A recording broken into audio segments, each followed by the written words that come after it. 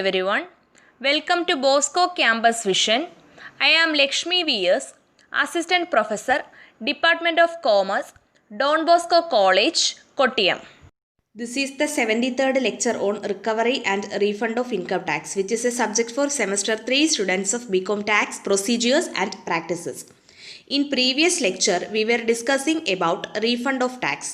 And in this lecture, we are going to continue with the same topic, that is refund of tax.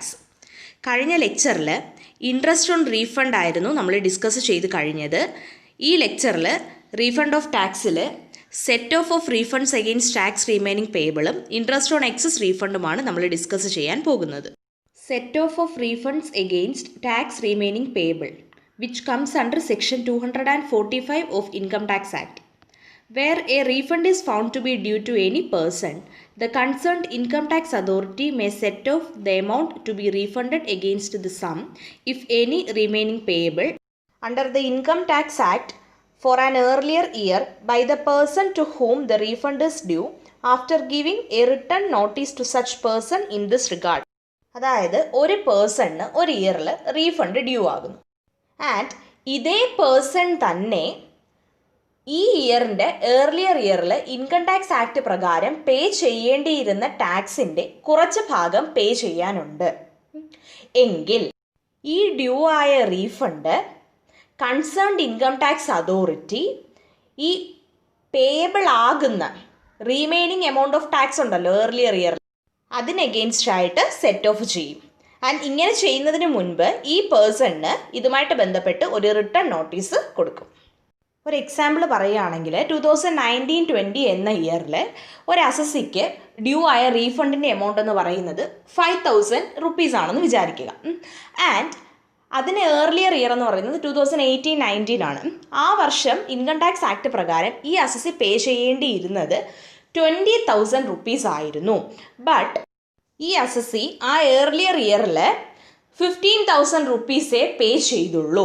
അപ്പോൾ 5,000 അവിടെ tax റീമൈനിങ് payable ആയിട്ട് കിടപ്പുണ്ട് earlier ഇയറിൻ്റെ. And ഈ വർഷം refund due ആയത് 5,000 rupees ആണ്. And concerned income tax authority ഈ due ആയ റീഫണ്ടിൻ്റെ എമൗണ്ട് ആയ 5,000 റുപ്പീസിനെ ഏർലിയർ ഇയറിലെ ടാക്സ് റീമൈനിങ് പേബിൾ ആയ 5,000 റുപ്പീസിന് എഗെയിൻസ്റ്റ് ആയിട്ട് സെറ്റ് ഓഫ് ചെയ്യും. ഇങ്ങനെ ചെയ്യുന്നതിന് മുൻപ് ഈ പേഴ്സണിന് ഇതുമായിട്ട് ബന്ധപ്പെട്ട് ഒരു റിട്ടേൺ നോട്ടീസ് കൊടുക്കും. ഈ നോട്ടീസ് ഈ പേഴ്സണിന് കൊടുത്തതിന് ശേഷമാണ് ഈ പറഞ്ഞ സെറ്റ് ഓഫ് ചെയ്യുന്നത്. ഓക്കെ, അടുത്തതായി നമ്മൾ ഡിസ്കസ് ചെയ്യാൻ പോകുന്ന topic interest on excess refund ആണ്, which comes under section 234D.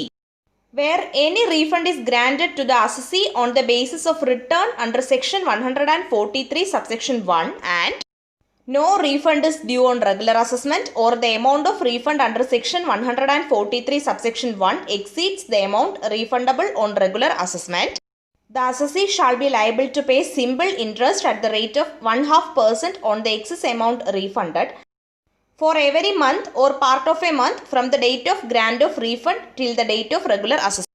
അതായത് സെക്ഷൻ 143 സബ്സെക്ഷൻ 1 പ്രകാരമുള്ള റിട്ടേണിൻ്റെ ബേസിസിൽ ഒരു അസസിക്ക് റീഫണ്ട് ഗ്രാൻഡ് ചെയ്തു. ആൻഡ് റെഗുലർ അസസ്മെൻറ്റിൽ ഇതേ അസസിക്ക് റീഫണ്ട് ഒന്നും ഡ്യൂ അല്ല, അല്ലെങ്കിൽ സെക്ഷൻ 143 സബ്സെക്ഷൻ 1 പ്രകാരം റീഫണ്ട് ചെയ്ത എമൗണ്ട് റെഗുലർ അസസ്മെൻറ്റിൽ റീഫണ്ടബിൾ ആകുന്ന എമൗണ്ടിനേക്കാളും കൂടുതലാണ് എങ്കിൽ അസസി എക്സസ് എത്ര എമൗണ്ട് ആണോ റീഫണ്ട് ചെയ്തത് ആ എക്സസ് എമൗണ്ടിൽ 1/2% എന്ന റേറ്റിൽ സിമ്പിൾ ഇൻട്രസ്റ്റ് പേ ചെയ്യാൻ ലയബിൾ ആണ്. For every month or part of A month interest പേ ചെയ്യേണ്ടതാണ്. ആൻഡ് ഇൻട്രസ്റ്റ് പേബിൾ ആകുന്ന പീരീഡ് എന്ന് പറയുന്നത് from the date of grand of refund till the date of regular assessment. അതായത് refund എന്നാണോ grand ചെയ്തത് ആ ഡേറ്റ് മുതൽ റെഗുലർ അസസ്മെൻറ്റ് നടക്കുന്ന ഡേറ്റ് വരെയുള്ള പീരീഡിലേക്കാണ് ഈ ഇൻട്രസ്റ്റ് പേബിൾ ആകുന്നത്. Okay, where as a result of rectification of mistake or appeal or revision or an order of the settlement commission, the amount of refund granted under section 143 subsection 1 held to be correctly allowed, wholly or partly, then the interest chargeable shall be reduced accordingly. നമ്മളിപ്പോൾ പറഞ്ഞു section 143 subsection 1 പ്രകാരമുള്ള റിട്ടേണിൻ്റെ ബേസിസിൽ refund ചെയ്ത amount regular അസസ്മെൻറ്റിൻ്റെ ബേസിസിൽ refundable ആകുന്ന എമൗണ്ടിനേക്കാളും കൂടുതലാണ് എങ്കിൽ ആ എക്സസ് റീഫണ്ടിന് അസസി സിമ്പിൾ ഇൻട്രസ്റ്റ് പേ ചെയ്യാൻ ലയബിൾ ആണ്.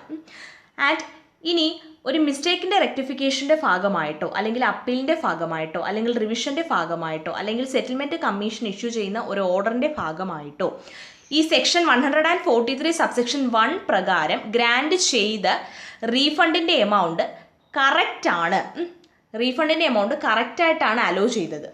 അതായത് അലോ ചെയ്ത റീഫണ്ടിൻ്റെ amount wholly or partly correct ആണ് എങ്കിൽ ആ ഒരു കേസിൽ ചാർജബിൾ ആകുന്ന ഇൻട്രസ്റ്റും അതിനനുസരിച്ച് റെഡ്യൂസ് ചെയ്യും. ഇനി ഒരു എക്സ്പ്ലനേഷനാണ്. Where in relation to an assessment year an assessment is made for the first time under section 147 or under section 153A, the assessment so made shall be regarded as a regular assessment for the purposes of this section. അതായത് ഏതെങ്കിലും ഒരു assessment ഇയറുമായിട്ട് ബന്ധപ്പെട്ട് section 147 പ്രകാരമോ അല്ലെങ്കിൽ section 153A പ്രകാരമോ ആദ്യമായിട്ടൊരു assessment നടക്കുകയാണ് എങ്കിൽ ഈ നടന്ന അസസ്മെൻറ്റിനെ ഈ സെക്ഷൻ്റെ പർപ്പസസിനായിട്ട് ഒരു റെഗുലർ അസസ്മെൻ്റ് ആയിട്ട് കൺസിഡർ ചെയ്യും. We will discuss a problem on refund of tax in the next lecture. Thank you.